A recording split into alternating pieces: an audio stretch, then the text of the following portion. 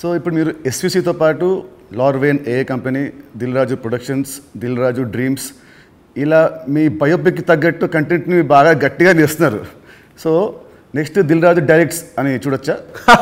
లేదు, ఎందుకు? ప్రస్తుతానికి లేదు. సినిమా మీకు అన్ని, మీకు కెమెరా తెలుసు, మీకు నాలెడ్జ్ ఉంది, ఎడిటింగ్ తెలుసు, అన్నీ తెలుసు, మీకు ఎందుకు తీయట్లేదు?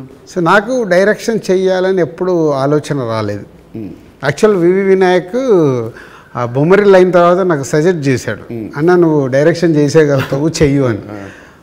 లేదు వినయ్ అని. లేదులే, నేను చెప్తున్నా కదా విను, విబి రాజేంద్ర ప్రసాద్ గారు లేక నువ్వు డైరెక్షన్ చేయగలుగుతావు, నువ్వు చెయ్యు అని. బట్ ఎప్పుడు ఆ సైడ్ నాకు డైరెక్షన్ చేయాలని ఆలోచన కలగలేదు. సో మీ బయోపిక్ తీసే ఇప్పుడు మీకు ఏమైనా ప్లాన్స్ ఉన్నాయా? ఎప్పుడన్నా ఆఫ్టర్ 5 years 10 years? నా బయోపిక్ నేను తీయలేను కదా, ఎవరైనా తీస్తే తీస్తారేమో. సరే, ఎవరు తీస్తే దాంట్లో అంత ఉంటుందా, ఆ కంటెంట్ ఉంటుందా? డెఫినెట్గా ఉంటుంది. అంటే ఇట్స్ బిగ్ జర్నీ కదా నాది. ఇప్పుడు ఫిలిం ఇండస్ట్రీ 94 వచ్చాను.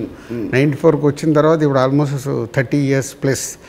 ఎన్నో అప్ అండ్ డౌన్ చూశాను, ఎన్నో అన్ని చూసుకుంటూ వచ్చాను. సో బయోపిక్ చేస్తే దానికి ఏ హీరో అయితే బాగుంటుంది? బట్ నాకు బాగా ఫేస్ మ్యాచ్ అయ్యేది నువ్వు ఒకటే. చాలా మంది అంటారు నితిన్ మీ బ్రదర్ అని. సో రాజు గారి బయోపిక్లో హీరోగా నేనే, ఇది ఫిక్స్ అయిపోయింది. ఇప్పుడు ఇవాళ ఈయన ప్రొడక్షన్ డైరెక్షన్ చూద్దాము, నేను హీరోని.